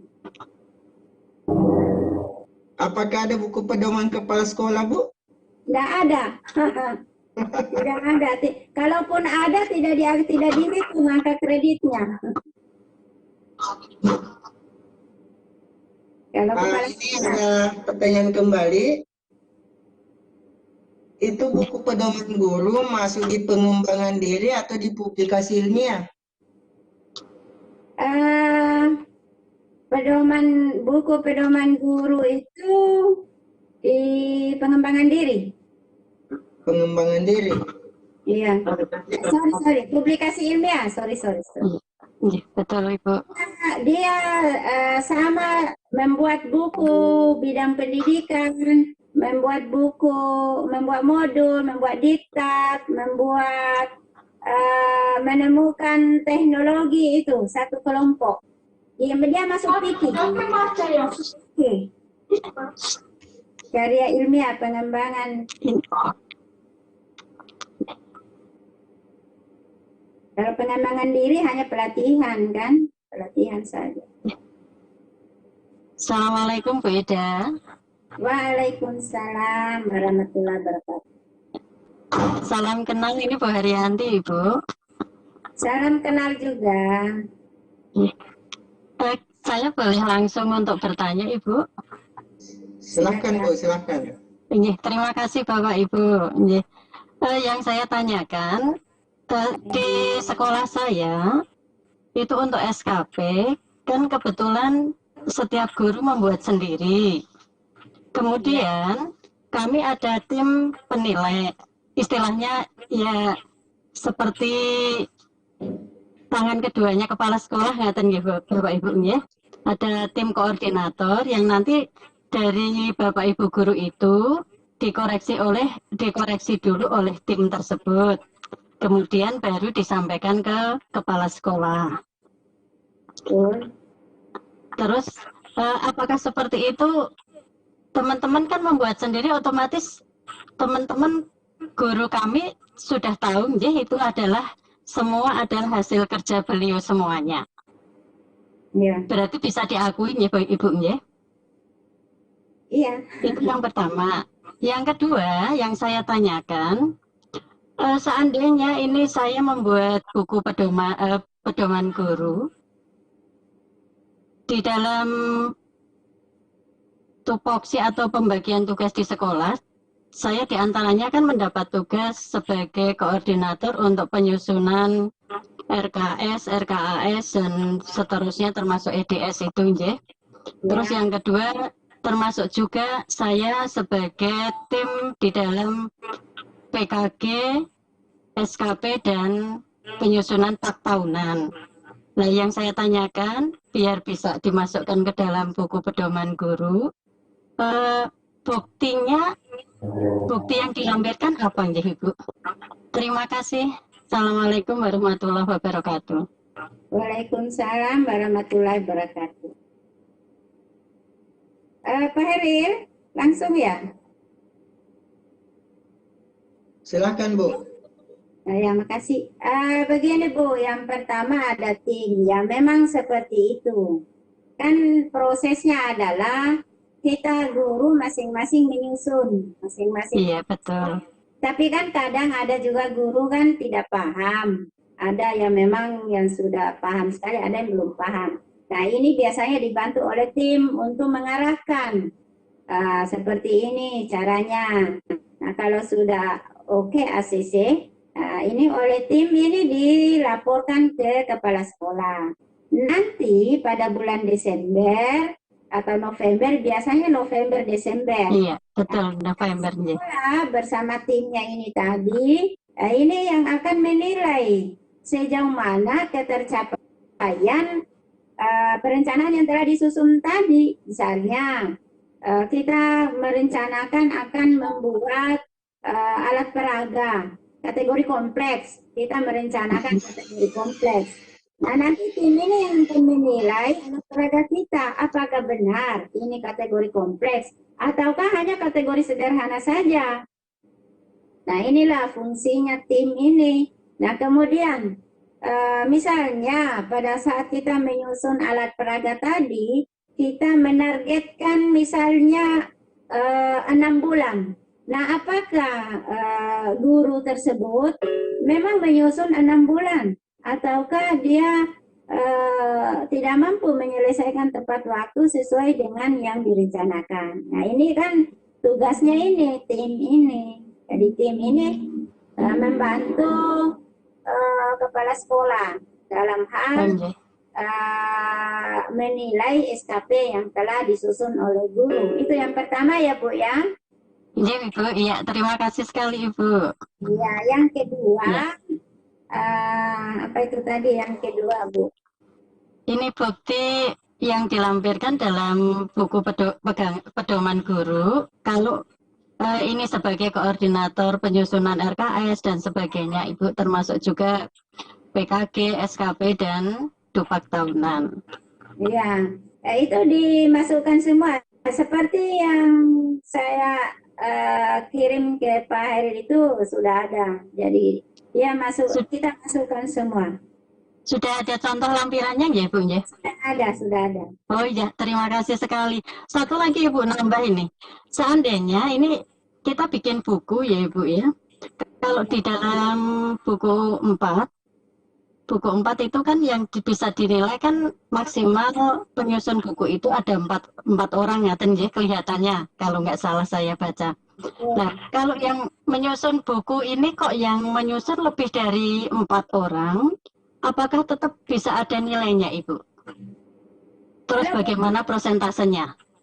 Kalau buku pedoman guru itu nggak boleh disusun rame-rame, satu orang Bukan pedoman guru, Ibu, bukan buku pedoman guru, tapi misalnya buku di bidang pendidikan atau mungkin buku yang masuk kategori karya inovatif seperti itu maksud saya. Ya betul, ini di luar materi kita. Iya, yang saya mohon maaf. Kita tahu itu maksimal 4, tetapi satu ketua itu otomatis yang namanya ditulis nomor 1 itu adalah ketua. Nah, kemudian yang nomor 2, 3, dan 4 itu otomatis anggota. Walaupun misalnya yang ditulis nomor 2 itu sebenarnya yang punya peran penting dalam penulisan buku. Karena yang cetak itu adalah yang pintar ngetik itu ada, dia masukkan nomor 1, maka dia jadi ketua. Nah, nilainya adalah misalnya buku bidang pendidikan ya. Pendidikan, iya betul Ibu. Misalnya buku bidang pendidikan itu kan nilainya 3 ya. Iya betul, 3. Nah, nilainya 3. Jadi untuk yang nomor 1 namanya itu nilainya 60% dari 3. 1,8. Sementara sisanya itu yang 40% itu dibagi 3. Oh ngaten, iya. Ya, seperti itu yang pernah saya baca, Bu. Saya juga membacanya 4, hanya kemarin pun permasalahannya ketika kami meneliti yang SKP dari teman-teman itu, ada salah satu guru yang mengajukan buku, di situ penyusunnya lebih dari 4, terus nama beliau kan tidak di urutan ke-4 itu, tapi di urutan ke-6 seperti itu. Tapi beliau minta dinilai seperti itu, Ibu. Jadi saya mohon pencerahan. Ya, tidak dihitung. Ya, Mbak nggak bisa. Iya. Terima kasih Ibu. Mohon maaf. Ini sangat. Assalamualaikum warahmatullahi wabarakatuh. Waalaikumsalam warahmatullahi wabarakatuh. Waktu sisa 6 menit, kita tambah 1 pertanyaan. Ini ada Bapak Alfi atau Bapak atau Ibu Alfi Nuasa. Tidur. Telepon.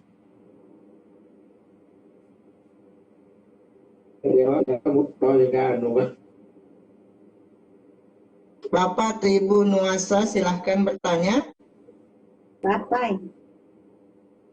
Dong lah.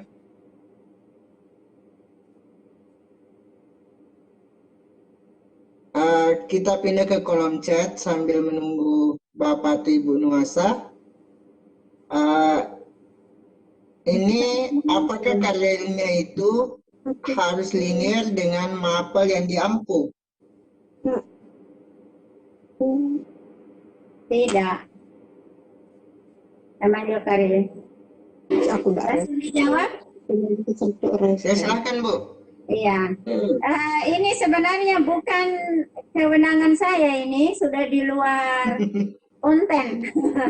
Saya buku pedoman guru saja. Kalau karya ilmiah, kan karya ilmiah, karya tulis, PTK. Nah, kalau PTK itu harus sesuai dengan mapel yang diampu. Tapi kalau karya ilmiah, ya karya tulis itu bisa saja kita menulis sesuatu yang kira-kira berkaitan dengan walaupun tidak berkaitan erat dengan tugas kita. Ya, karya tulis ini misalnya kita mau menulis tentang perkembangan peserta didik. Perkembangan peserta didik, bagaimana perkembangan peserta didik di masa pandemi COVID-19, tentang perilaku penggunaan handphone misalnya, itu kan terkadang tidak ada hubungannya dengan mapel yang kita ampu. Tapi bisa diakui kalau karya tulis ini kita asalkan berkaitan dengan bidang pendidikan. Mungkin begitu. Sebenarnya saya tidak terlalu menguasai ini, tidak berani bicara dalam hal ini. Tapi yang saya tahu seperti itu, tidak harus sesuai dengan mapel yang diampu. Yang penting kita menguasai materinya dan tahu seluk-beluk apa yang kita tulis dan mampu mempertanggungjawabkannya, ya kenapa tidak? Itu menurut saya. Begitu Pak Hairin. Terima kasih Bu. Waktu kita sisa 2 menit lagi dari pukul 22. Jadi Bapak Ibu yang masih ada pertanyaan, kami mohon maaf karena waktu kita terbatas. Sebelum kita tutup, mungkin narasumber ada close statement-nya bisa disampaikan ke peserta, Bu. Terima kasih. Buku guru adalah merupakan bagian dari perencanaan yang harus kita lakukan sejak awal tahun dengan tujuan apapun yang kita lakukan selama 1 tahun itu kita sudah berdasarkan kepada perencanaan yang telah kita susun di awal.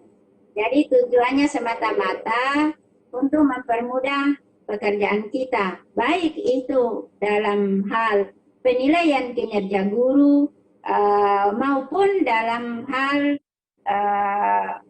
penyusunan rencana kerja tahunan. Nah, semuanya itu nanti akan berimbas ke nilai akhir, yaitu nilai penilaian kinerja guru dan penilaian SKP.